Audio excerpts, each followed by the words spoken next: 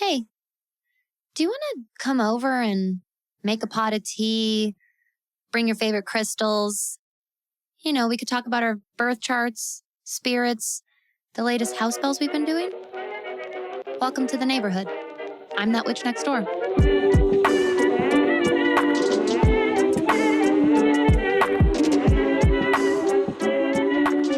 Hey, neighbor.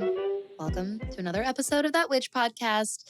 I'm Danny. I'm that witch next door. And today's episode is gonna be, yes, all about me.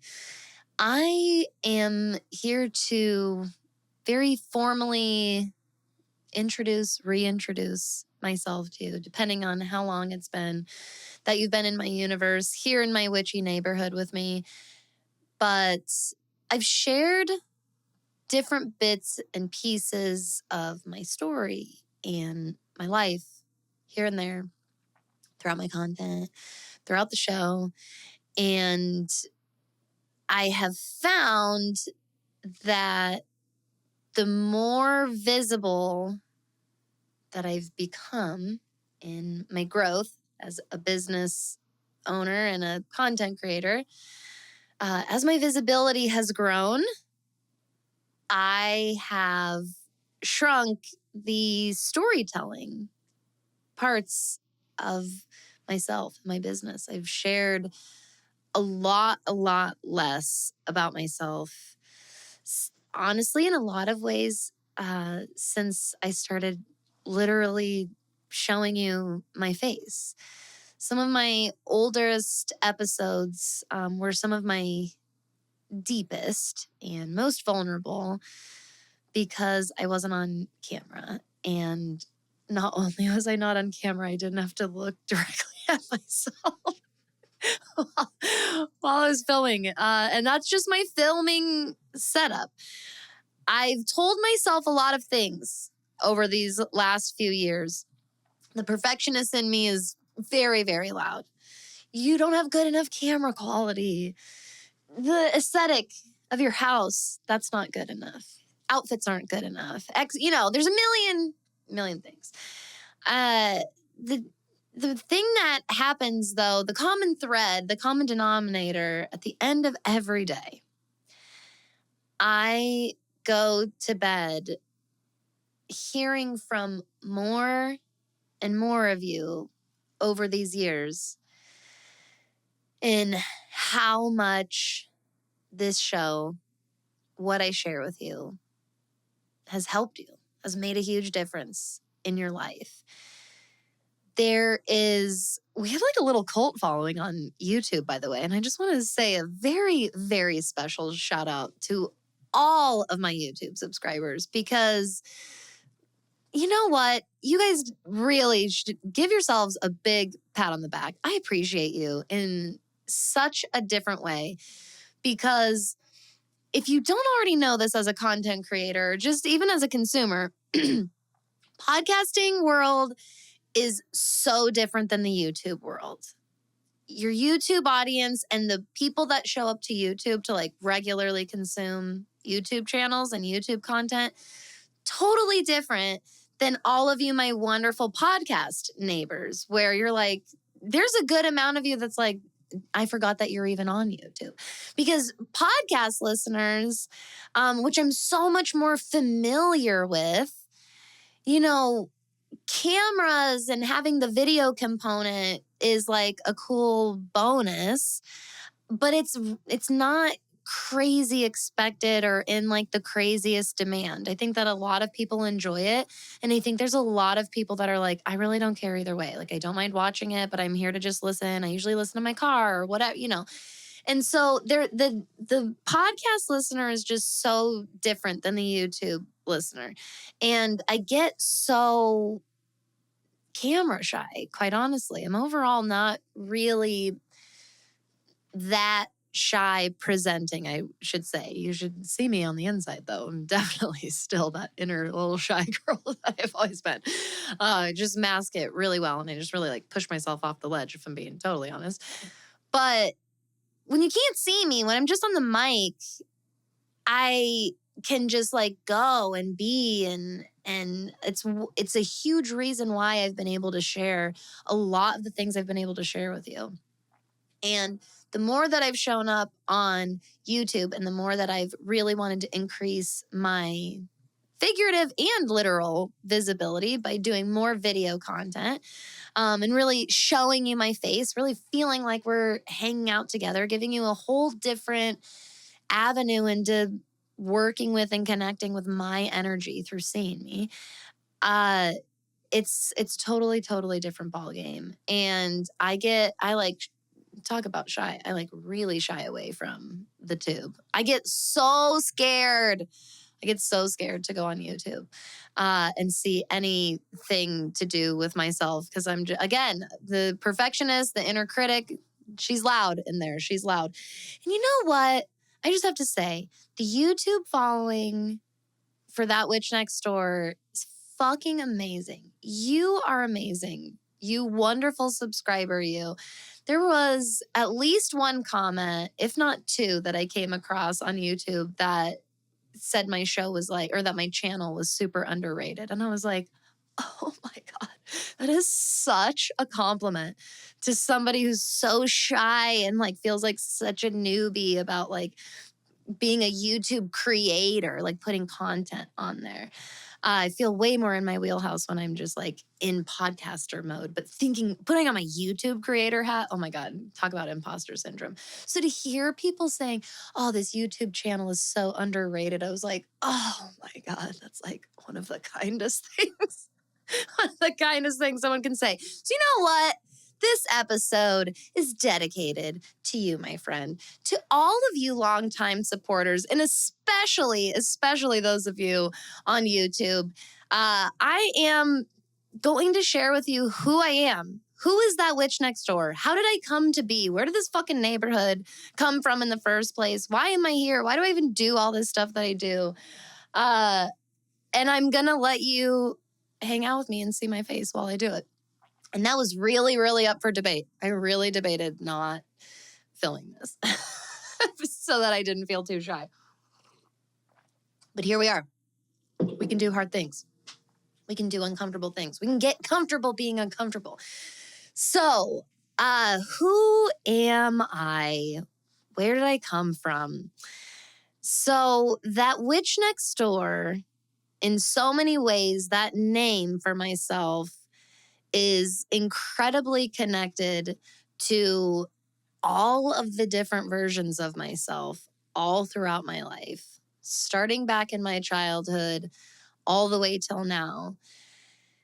I really have this, I just can't deny it. There's this just kind of like girl next door quality energy about me. I could give you the places in my birth chart I attribute that to.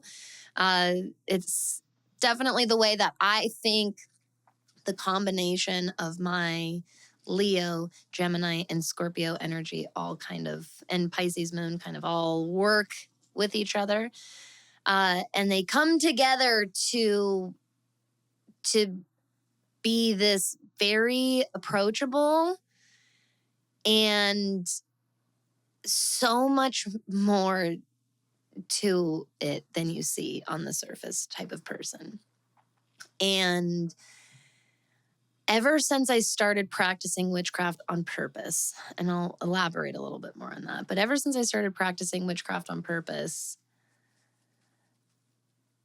I have been misread or like misjudged so many times for not looking witchy enough or not seeming witchy or whatever. With my relationship and connection to witchcraft, I personally think that's like so fucking silly.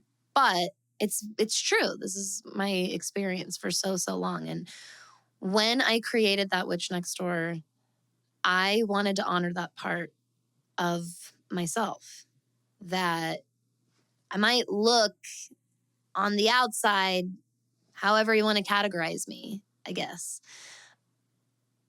And there is so much here for you in the realm of support, and shared experience and guidance. I have a lot to offer because of where I've been at my journey, what I've learned, and what I've been able to build.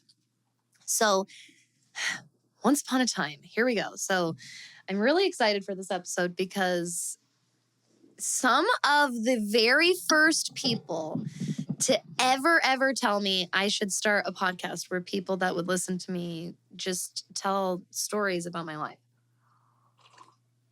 Now, because this is public, I do have to be, intentional with what I share, obviously, and I have to respect my own boundaries and the boundaries of other people. So I'm never going to be that girl that puts a bunch of people, places, and things on blast. And I am always going to be that girl that values privacy and personal boundaries. So, that's how I am. I'm an open book and I have my own personal boundaries.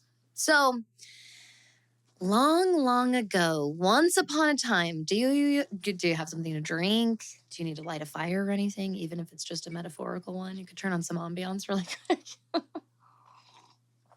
Cozy up and get ready to learn all about that witch next door and how she came to be. So when I was a little girl, I was very, very, very naturally, spiritually connected and just spiritually curious. And I have always been extremely fascinated with the magical, the mystical, the paranormal, the unexplained, the different, the weird, all of those things. And I have believed in animism my entire life. Even during some of the darkest chapters of my life, I have never, ever been able to let go of the belief of animism. That's how deeply inset in me this is. Animism, for anyone that doesn't know, is that all objects have animate energy about them. So we refer to like animate objects and inanimate objects in our world. And animism is essentially, this is a concise definition, this is essentially the theory or the philosophy that everything has its own version of animate energy about it. And this started for me with my toys. This started for me with like my dolls and Barbies and my stuffed animals and like these things that I had deep emotional relationships to, connections to, understanding of. I had full-fledged empathy and like relationships with these quote unquote inanimate objects. I was an only child until I was 10 and a half years old. So my inanimate objects were a huge part of, quite honestly, my social life in a lot of ways. And I really believe that the childhood that I had and the natural sensitivities that I was born, there's a lot of different ways you can like theorize this, that I was more naturally connected to. I look at spiritual abilities and skills and sensitivities like that the same way as other human skills, whether it's like artwork or music or athletics or intellectual, anything that can be practiced and learned and exercised, and anyone can really become an expert in it with commitment and devotion and learning and practice and experience, etc. And I think that there are people born with natural talents or affinities to things, and like I very much believe the same thing with spiritual sensitivities and stuff. So I would say like a combination of having the time to myself to be really open to the energies around me, on top of being really comfortable with being sensitive to the energies around me, it I anchored into the philosophy of animism very, very, very early on. Um, I found it easy to believe in magic and the paranormal and the spiritual most of my life. I'm really, really grateful I can say that.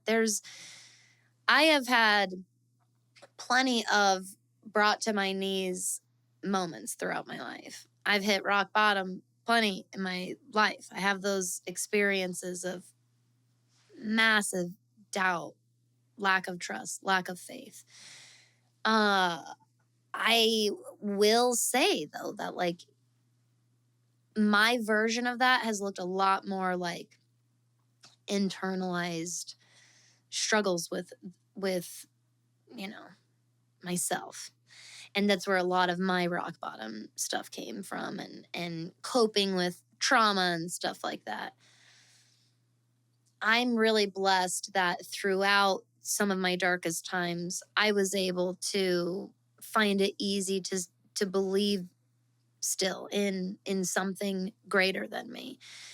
The reason I say that is because that's not something to take for granted. There's a lot of us, especially in the spiritual community, that take that for granted. And we're kind of almost like privileged about it. I don't really know a better word to use for it.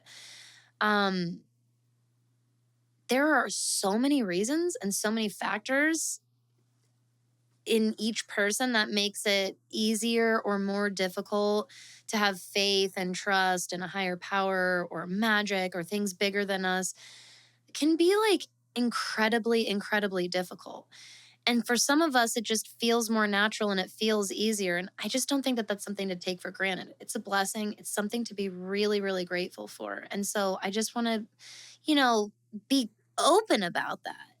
I haven't had to struggle with some of the existential dread that plenty of people in my industry have had to cope with and had to work through. My struggles were in a lot of different areas and for different things. Now, as I grew up, I've experienced a lot of different kinds of death in my life since a young age. It's something that it's still hard for me to like describe for point of reference. But I have had a couple of different counselors or therapists, explain like, this is a lot. Like this was a lot for by a young age of having to cope with a lot of grief and a lot of family grief. We lost a lot of family members, a lot. And then in my young adulthood, between my 20s and now well into my 30s, almost my mid 30s, basically my mid 30s, I've experienced a lot of death in my friendships as well. So not just older elderly family members. I mean, I've walked with grief a lot. And it was grief that got me into the closest place to like doubt that I've ever been in before. Doubt of a higher power, doubt of my own beliefs and philosophies. And it was after my grandmother died. And I'm going to share this really, really very personal and powerful to me story with you today. You'll hear me mention her sometimes throughout different parts of my content, or if, you're a friend of mine, I'm no stranger to bringing up my grandmother and how close I was with her. She passed when I was 14. She was my mom's mom. This was beyond a special person in my life all throughout those years that I had her. And to this day is still, and that was in 2004 that we lost her. To this day, still one of the hardest deaths I've had to cope with. Some of my biggest grief is still attached and attributed to that. And at 14, I'm in middle school. I'm in 8th grade. I am in quintessential in-betweener type developmental, spiritual, and emotional and mental energy in my life. Okay, I'm 14. I'm not a girl. I'm not yet a woman. You know what I mean? I'm not a kid, and I'm not even really fully even a teenager yet. 8th grade. Oh, fuck 8th grade. That's all I have to say. Let's cheers to that. If you loved 8th grade, you know what? I love that for you. And if you had a really fucking hard time in 8th grade, I fucking get that, man. It is one or the other. It is not a, I didn't mind 8th grade. It is one or the other. I loved 8th grade or fuck 8th grade. I support you either way. So I'm 14. The full year before she passes away, when I'm 13, my grandma goes in and out of the hospital for heart surgery. And it's this whole entire thing. It takes up such a huge part of our universe as a family. Is helping her through and seeing her through this heart surgery process, healing and recovery process, changing lifestyle habits and things like that. All those things that come along with that. And I just remember, and I might be even like recounting some of like dates and years wrong, because you know how like our memory works back then. Like my mom would know better that, but I just remember it was all really fast. So I remember coming out of the woods, essentially. I remember really clearly feeling like we came out of the woods. And it was this big, scary, and like, wow, that was scary, and that could have been way scarier. We got really, really lucky. And like this came out of the woods type part of this journey we were at with it, and that she was at. And then she gets diagnosed with lung cancer. And I just remember that spiraled so fast. And that was that combination of things happening that way, this like trudging through and working so hard and feeling like coming out of the woods, and then just getting a whole completely different disease and diagnosis and it just taking her out. I'm pretty sure in less than a year. Again, I could be getting timelines completely. Fucking time reference back then. So I watched this scary thing happen. Then I watched her really care and like work herself and like really get motivated to work through it and get healthy for all of us. And then we still like back to back with that had to watch her wither away and die. And I'm old enough at this point, 14 sucked. Because I'm not a girl yet, not yet a woman, because I'm not a child and I can't get really fully swept in away in any kind of childlike ignorance, but I am not a teenager fully, and I'm certainly not an adult. And so the way that I coped with that, the way that it was modeled to me to cope with that around me, my mom lost her mom. And she lost her mom, and she had 2 daughters by this point. One was 14, but her other daughter was only 3. I was an only child till I was 10 and a half years old. Our age gap, like that put a whole different type of challenge on my parents and my mom in this particular case, especially.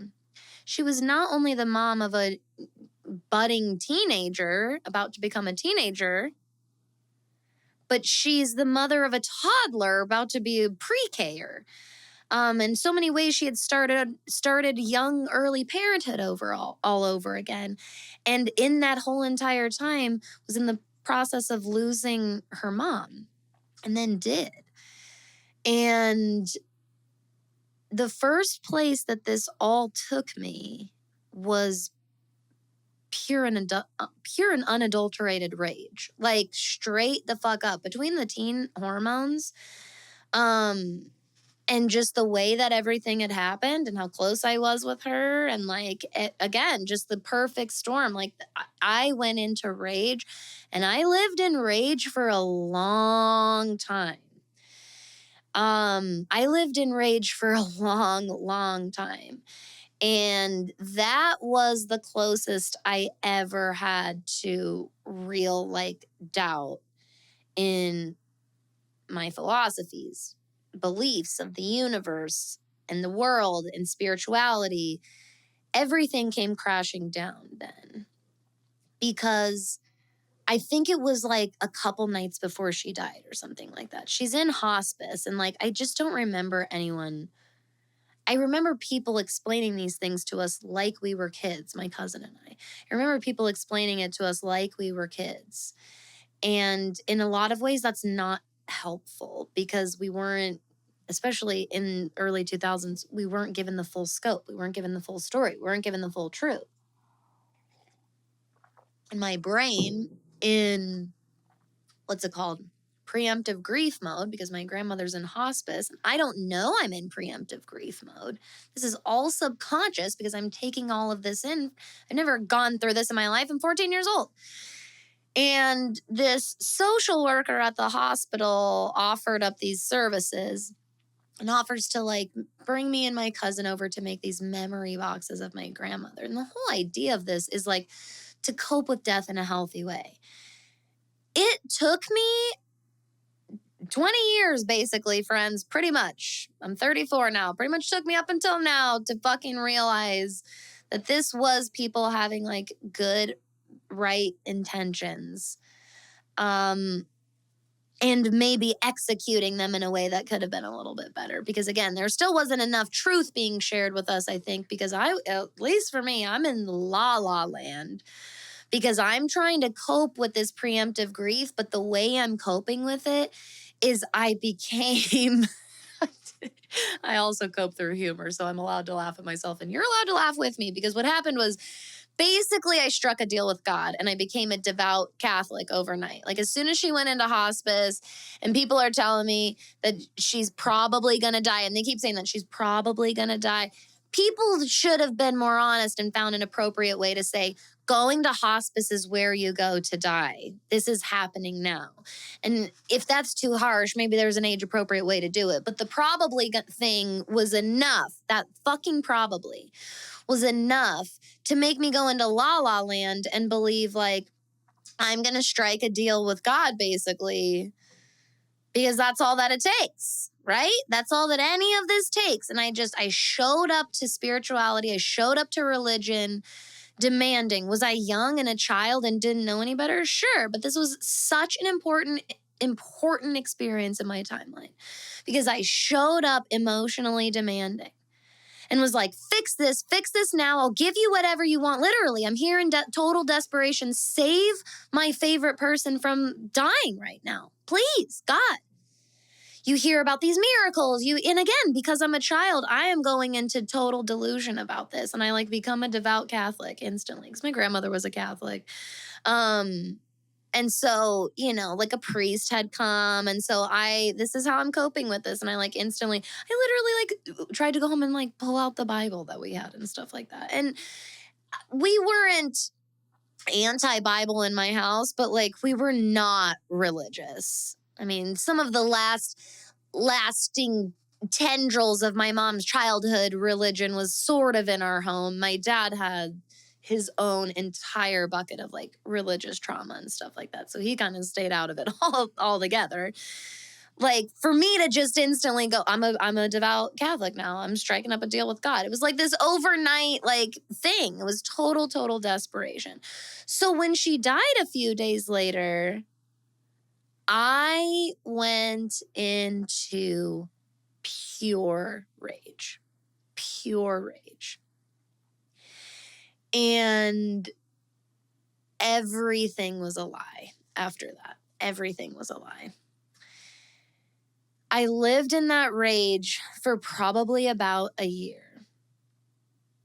And it was one of the most like visually powerful spiritual experiences I've ever had after that pulled me out of it. So when I was 15, I was still living on the top floor at my parents' house, and my sister and I had bedrooms right next to each other. At this time, she's 4 years old now. And our bedrooms were right next to each other. And since she was a little girl, she would like open up my door or come in to like sleep in my bed at night when she was scared or whatever. And there were a handful of times that she would like take over my bed when she would do that. And I would just go sleep in her bed, in her like twin bed in her room. So I slept with no night lights in a pitch black room since I was like 6 or 7 years old. Since a young age, I was like, I don't want any shadows in my room. So we want, which there's definitely that witch story for that, why I didn't want any shadows in my room. So but my sister is 4. And so she has a nightlight in her room. She comes into my bed one night and takes over. I go sleep in her bed. I don't even unplug her nightlight. I just go crash straight into her bed. I sleep for whatever, an hour or 2 or whatever. I wake up and it's still the middle of the night. This is a very well lit room because of this nightlight. And I wake up and open my eyes, and my grandma is just standing over next to whatever furniture that was, my sister's desk or dresser, right next to the door. I just remember that the bed was across the room from the door. When you woke up, the door was diagonal catty corner from me. It's direct eye contact with it, and I opened it, and she was just standing right there. Now, getting such like a full frontal view of her so clear was shocking. Like, just, it was like she was just standing there, like fully her, solid practically.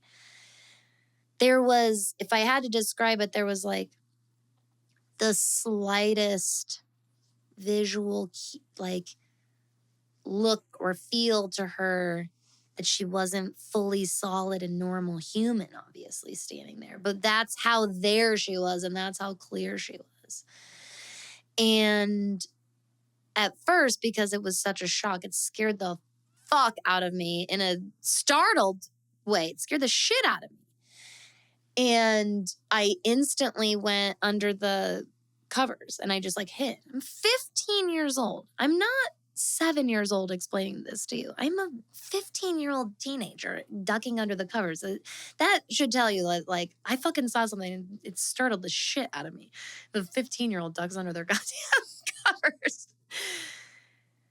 As soon as I did it, I had this instant knowing in my heart.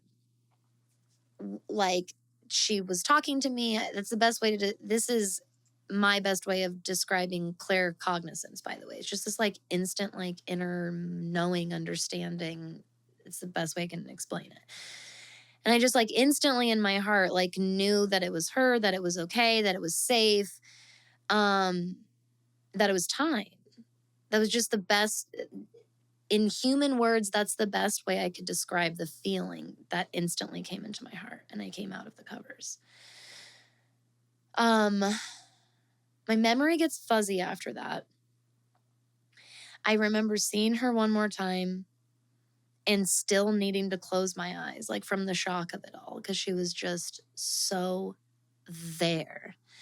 It was the first time I had had a visual of a spirit since I was a young child. I've like sensed, I've had feelings, I've had sounds, but like full visual like that, not since I was a very, very, very young child. So I was still like, there was this huge part of me that was freaked out. So I ended up looking away, I remember.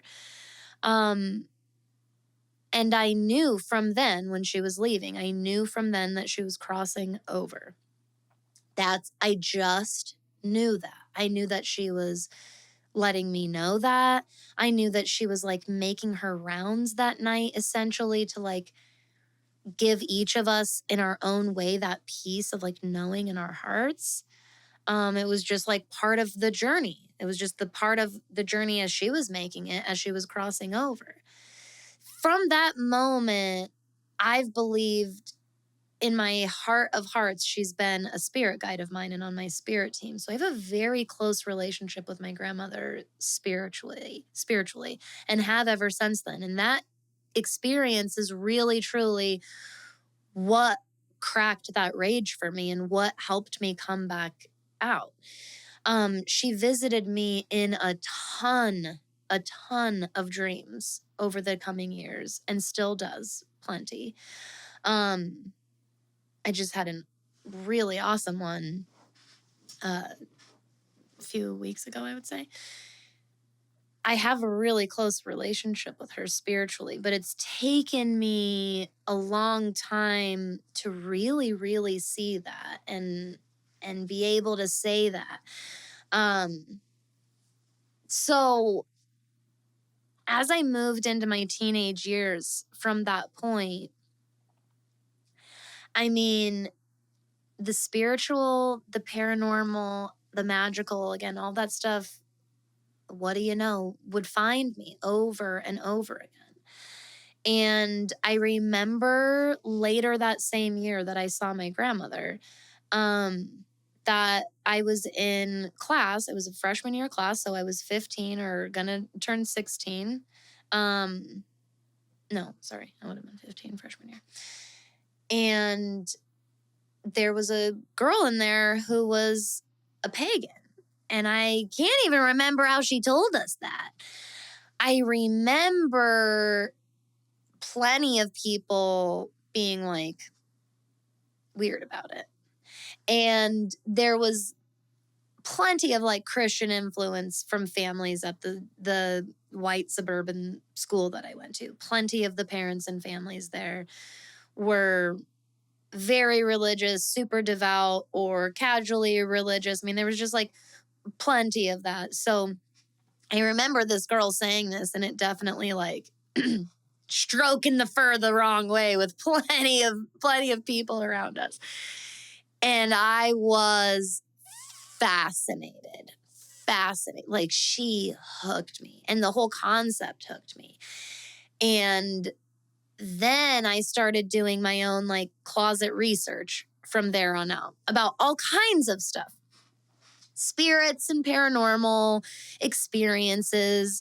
I'll dabble sometimes in like extraterrestrial type paranormal and conspiracy story, esque type stuff. I'll dabble.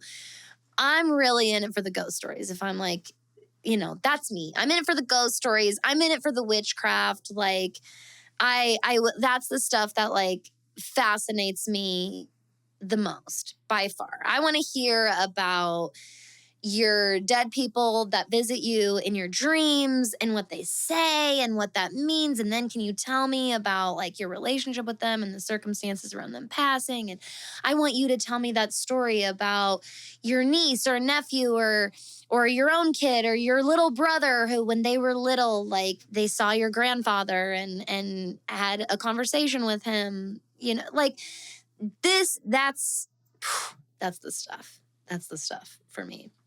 Right there. And so I would do all this like closet research on this stuff because I just found all of it absolutely fascinating. And I didn't talk about it with anybody. Once in a while, I would share stuff with my friends that I thought was like scary and cool and stuff like that. And I would present it in this way of like, isn't this creepy or isn't that crazy? Isn't that scary? And like, so I had a slight reputation for like being into some of that stuff, but that's it. You know what I mean? It was just like this goofy little quirk about me. Well, my husband and I, that's a whole episode series practically in and of itself. Jesus. The Jared and I story is huge, huge. Because he's been in the story since all of this. He's been in the story that I've been telling you since I was 13 is when I met him. So he was there all along. He was a friend and in the backgrounds of, some of the corners of different times I've been telling you about. Well, thank God we never dated in high school. We were just friends. And we didn't get together until we were in college. And in 2016, a year after we got married, he surprised me with an early Valentine's gift and got me this giant box of witchcraft supplies. And I was floored.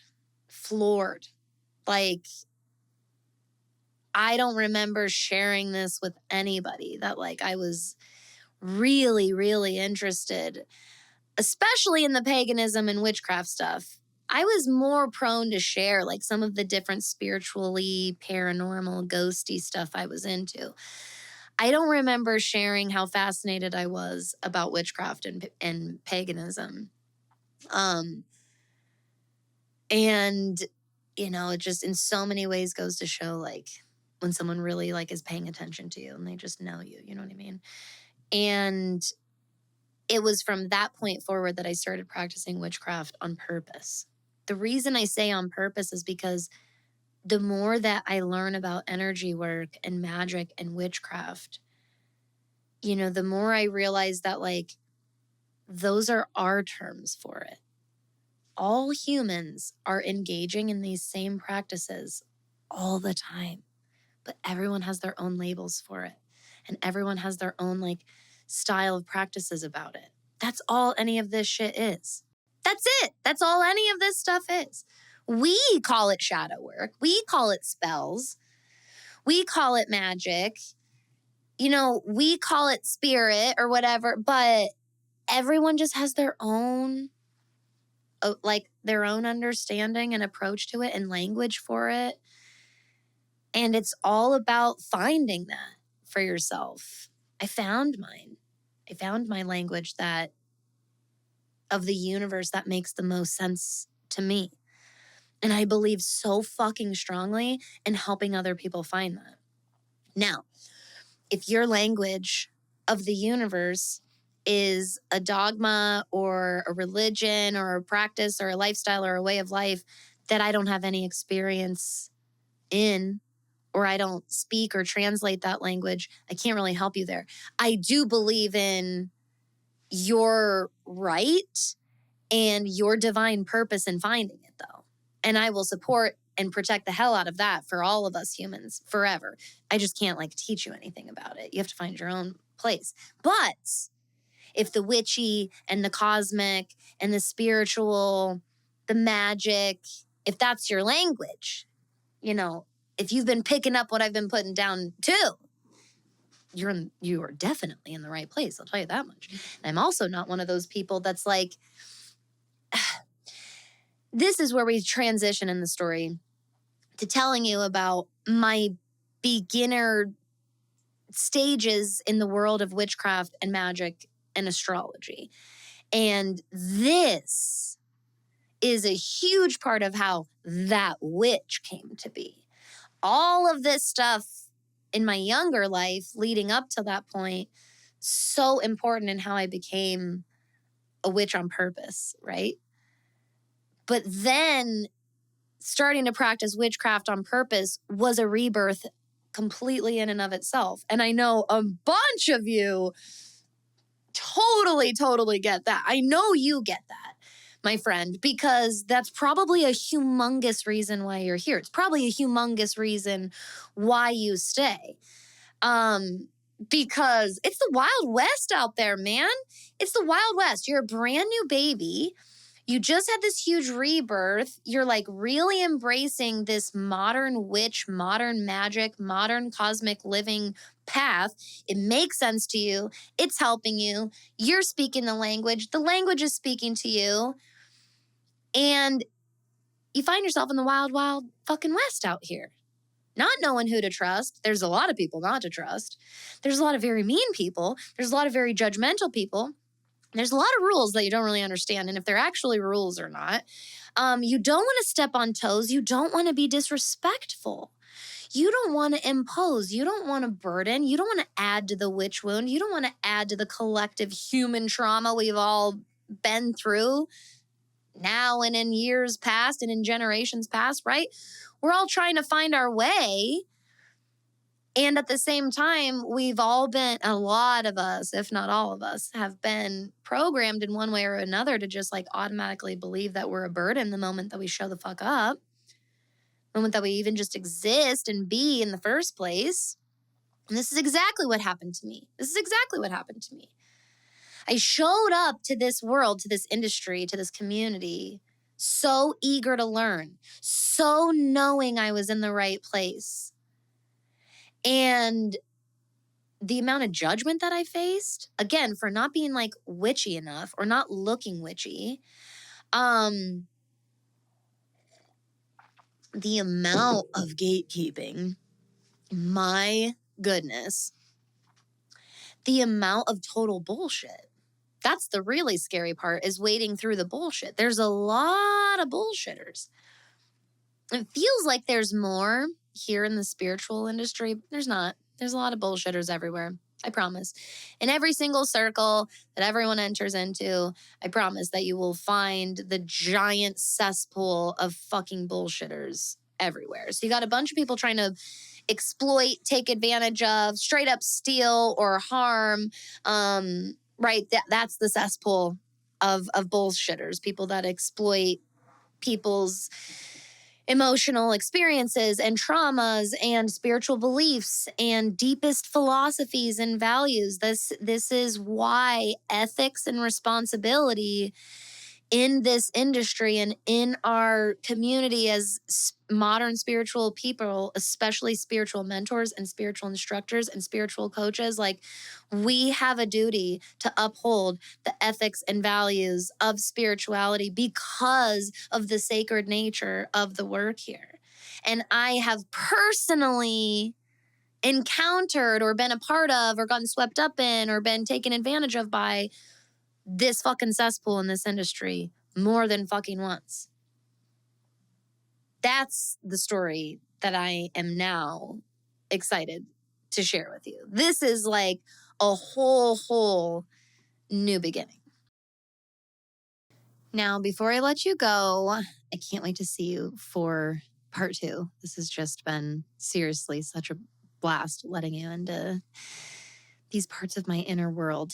But before you go, I have a very important piece of information for you. Over these next coming weeks, we are working towards celebrating the 3-year anniversary of that witch school, which is so amazing to be able to say. You have no idea how far that witch school has come. And we have content and episode coming to tell you that just absolutely amazing story very, very soon.